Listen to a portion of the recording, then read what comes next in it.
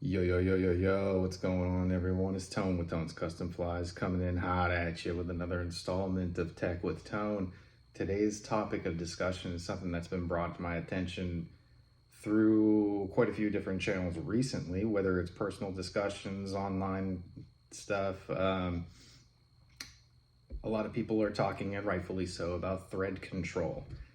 Now, quick plug to the man, the myth. Gunnar's been doing a bunch of videos. I think he did a 3-part series recently about thread control. And if you want some really detailed information, the minutia of things that we think about subconsciously when we start going through some of these processes, check out his videos. He is very detailed in the science and style behind a lot of these techniques, and it's super helpful to actually visualize and understand a lot of these things, which will give you more control and a better understanding of the physics of how we do things to accomplish certain tactics and techniques with tying. So on this installment of Tech with Tone, we're going to go through some things that I run into on a regular basis that are involved with thread control to a degree. Well, actually not to a degree, exactly. We're going to be doing some stuff with securities, quick hitches, thread wrap control, and especially with material and brush control. So what I wanted to do real quickly is go into it with a little bit of thread control, some principles that I use subconsciously and am now bringing to people's attentions because the questions continue to arise of how to control certain aspects of the tie, especially working with materials like brushwork, applied to bucktail feathers, all kinds of things. But again, these are the facets that are going to be super helpful in the development of your skill as a tyer. So we're going to start with laying a nice thread base. What I do is I'll put a few wraps backwards, and people have different styles of it depending on what you're using as far as the type of threads, your mono, however you want to lay it out. But my technique is fairly simple when I'm laying a base. Normally when I'm doing brushwork, I'll already have a base down and be cinched all the way. And right now, I'm gonna be throwing, some 10, 15 wraps. I will open spiral back around it to really lock down that thread wrap. And then throw some concentric wraps backwards. So touching wraps backwards to lock over that thread base that I laid. So concentrically tight moving backwards to lock the initial tie-in loops, open spiral wrap to cinch down those wraps, and then concentrically tighter wrapping those back. So we're locking the initial tag end, we're doubling back over in an open way to cinch down the initial locking tie-in, and then another tight touching series of wraps going back over to lock over what we're locking down. Seems a little excessive. Everyone has their own style. That's just what I like to do. So when I'm tying my first type of material in, I know that when I'm wrapping backwards, this is about as tight as anything's gonna get. I can pull it any which way, and because of its position, it's not gonna go anywhere. So for the sake of demonstration, I've just got a little scrap piece of brush that we're gonna go in through. And I like to pull a little bit of fiber out so I have a nice clean tie-in point with a bare wire. And I'll give myself, an 1/8 of an inch will do, depending on what you're wrapping over or wrapping with. So when I start tying it in, I'm gonna work it back with nice tight touching wraps, and then open up that spiral working forward. I'm gonna pinch down those ends of the wire first off so I don't cut my thread immediately. And another thing is when you're going over these pieces of wire that you've already cut, I'm not going to be putting as much tension because we're just laying over it. I'm going to cinch it down. Now I'm onto the hook shank again. come back around, and when I'm wrapping back over, those wire ends that have been cut and exposed, I can start putting a little bit more mustard to that. Now I've gone all the way back, and I'll start wrapping forward again. At this point, when I know I do concentrically tight wraps forward towards the hook eye to lock it down in place, backwards to secure those locking wraps in place, I know that that shouldn't spin rotationally around the hook shank or go anywhere. There should be no movement in that point. So now I can afford myself the luxury of using a little bit less thread with a more open spiral wrap where the wraps are not touching, having a little bit more space in between them, so that I can draw myself out to a point. Now, when I get to the point where I'm going to estimate my next tie down spot will be, in this case, using a brush, other material, you can kind of figure out it's going to be applied a little bit differently. But when working with this brush, I'm going to open spiral wrap to a point where I estimate it's going to lay, and then start wrapping concentrically tighter. And this is going to ensure that the open spiral wraps have no chance of loosening torsionally, rotationally, or opening up on me. So once I start cinching those and get touching wraps forward, I'm going to come through, and that's good. That's not going to go anywhere, obviously. We can do other kinds of securities, quick hitches. Some people really, if you want to get a little excessive about it, you can do a quick whip finish, even a 3, 4, 5 turn whip finish. It's all the same thing.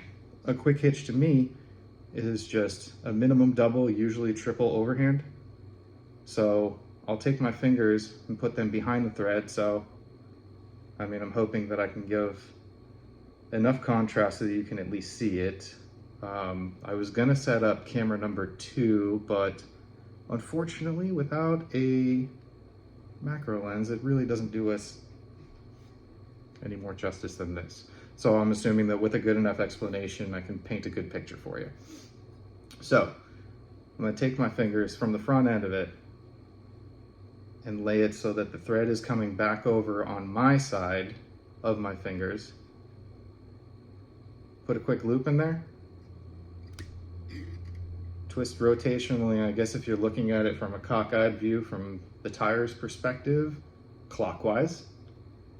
2 of them, and then back over the eye, cinch it down tight. And now that is not going to move forward or backwards.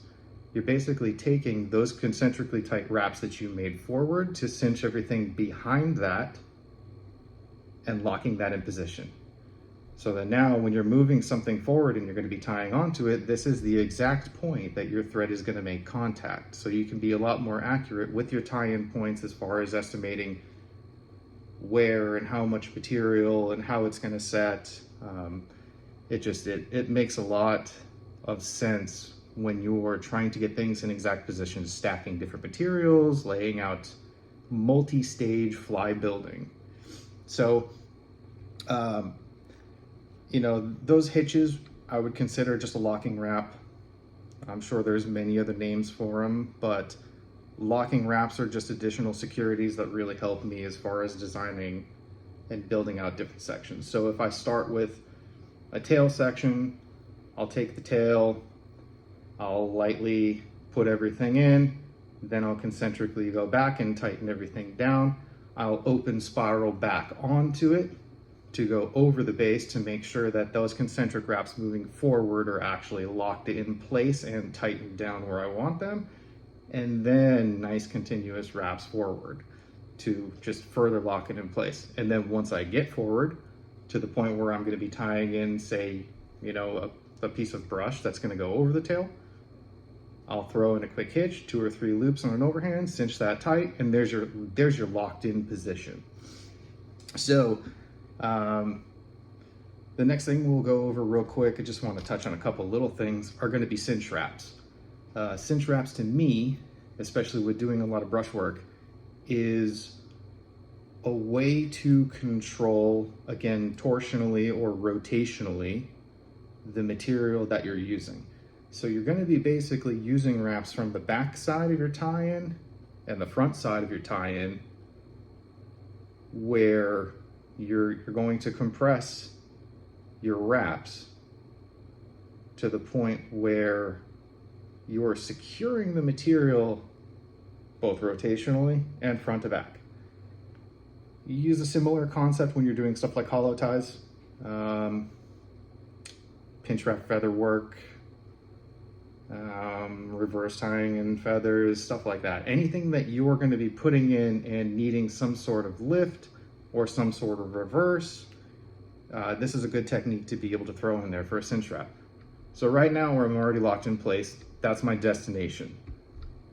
I'm going to come through with this thing, put a little kink in that brush, and again, just material for demonstrational purposes here. I'm just going to do a quick couple wraps.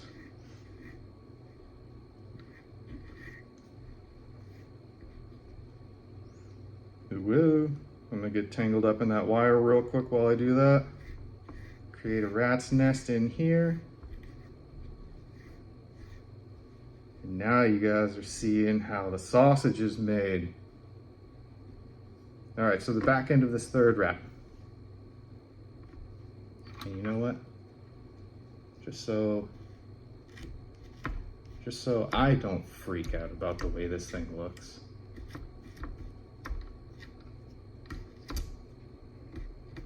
And you guys don't freak out about the way it looks. I just want to have this all organized in place because I think it might give you a little bit better picture of what we're looking at, what we're trying to accomplish if the material is cleaner. So, I mean, without getting too crazy on it, that's relatively brushed out. Now, I'm just going to pinch this and hold it on the back side. So I'm hoping that you could see that spiral wrap when it's coming down, and people go over, people go under. It just depends on the type of material, your style, how you like to do it naturally. With this type of brushwork, I like to go under. Certain types of flies, certain patterns, I'll go over, I'll go under. It just depends on what I'm doing, really. So now my lock wrap is somewhere between a 16, well, maybe a little bit over a 1/16 of an inch away from this wrap coming up and over and angling forward for my tag end of the wire. What I'm gonna do, because I know it's already locked in position, is just bring a couple of nice tight wraps in there forward or backward towards the hook bend. And I'm gonna come right over that wire. Now I know that that's pretty tight. I can hold it in position and let it sit there. But what I like to do is give her a little bit twist, make sure she's really tight. So continuing the direction of rotation, and then keeping that tension on your bobbins so that you're not gonna unravel any of that tension that you've created. I have one wrap over this to secure it kind of in position where I want to be. And I'm gonna take a few more back. You see where that just rolled on me? Come back, hold this down. 3, 4, 5, 6 is usually my golden number right there, but you can do as many as you want to effectively wrap and cinch. I don't think you really need much more than 5 if you have good thread. This is 140. If you're working with 210, I mean, I would still say 4 or 5 wraps, even though you're going to build up a little bit more bulk in it. But now with this, we have it locked in position from the tie-in point backwards. Now we're going to do the tie-in point forward. So I'll preen this wire back and come right up in front of it. I mean, you're touching it. You can see I'm pulling pressure against it that way. So by pulling against it, I'm creating a little bit of a tension, and I think the best way to explain it is creating a dam-like effect as if you were to do a hollow tie. So when you're hollow tying, you're gonna do your reverse tie-in, you're gonna push everything back, you're gonna take your thread through the fibers, and you're gonna lock that line in place. So where your fibers are all now shooting backward, you've established a tie-in point line that is, I mean, that's the base of where you're going to start. Your material should not go past that first tie-in line, you know, those first wraps. So now that I have that secured, I'm going to work forward a little bit, just a few wraps so that I secure where that security dam is being established. And then I'm going to start wrapping backwards against it and damming it a little bit harder with some more tension. So now when I throw it backwards in that direction, you're creating a zone of compression to basically keep front to back tension where you want it. You know, you're securing it from the front to the back, and you're securing it torsionally so it's not going to move in any direction. Again, this is something I do a lot with brushes. You can do it a lot with different types of fibers, feather work. It's really helpful once you start visualizing some of these techniques, and I hope that some of this was very useful, because these kinds of details are what really help the process make sense to me as a whole. Now that I've got this where it needs to be, I've compressed that tag in from both directions and am working it back in a dam-like style. So continuing with the dam, I'll just cinch the cut tag ends of that wire so I don't run over it and immediately snap.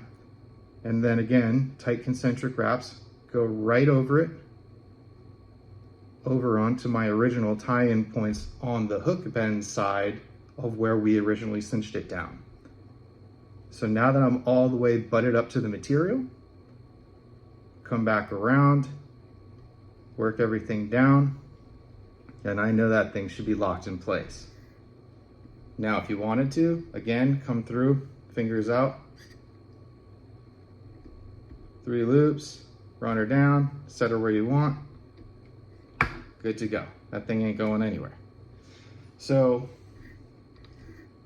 now this thing, and you know, securities and wrappings like this, cinch wraps, are just really important, especially if you're doing 360 work.